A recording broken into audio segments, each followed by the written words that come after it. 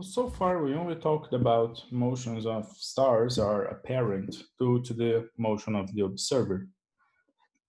But stars orbit the galaxy and therefore they have their own proper motion. And that's how we call it, proper motion. That's the motion that we measure due to the star own motion.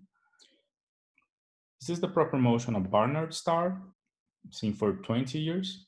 As you see, Barnard star is very fast. It goes at about 10 arc seconds per year.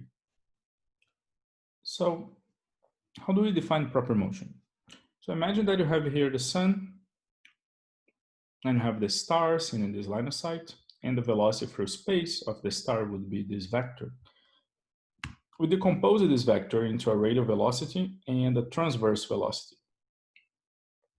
The radial velocity is what we measure through spectroscopy, either a blue shift or a red shift. The transverse velocity is what gives the proper motion. Proper motion is measured in arc seconds per year, and a typical proper motion of a star is about 0.1 arc seconds per year. As mentioned, Barnard star is much faster than that, going at about 10 arc seconds per year. It about crosses half of the moon in a human lifetime. So this is an animation, the proper motion of stars at the vicinity of the Big Dipper.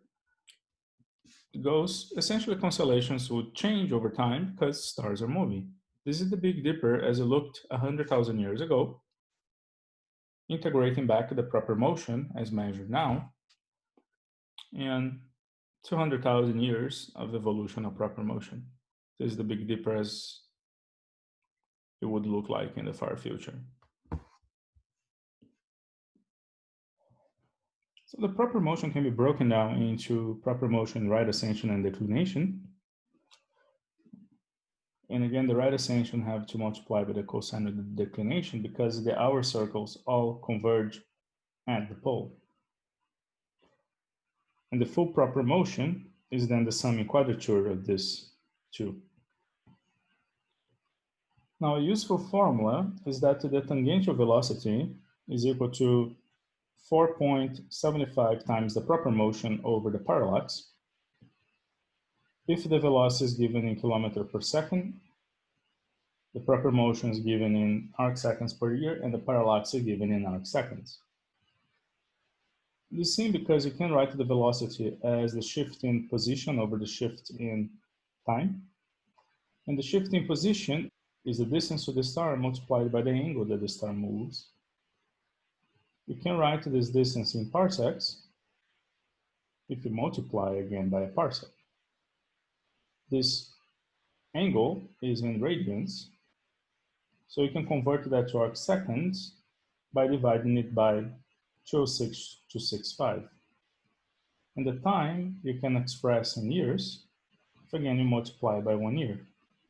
So 1 parsec is equal to 3.086 times 10 to the 13 kilometers, and 1 year is equal to 3.154 times 10 to the 7 seconds.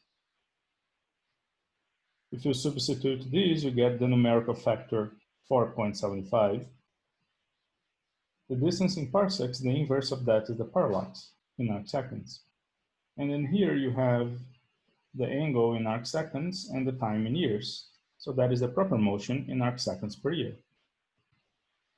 And the units come out in kilometers per second, QED.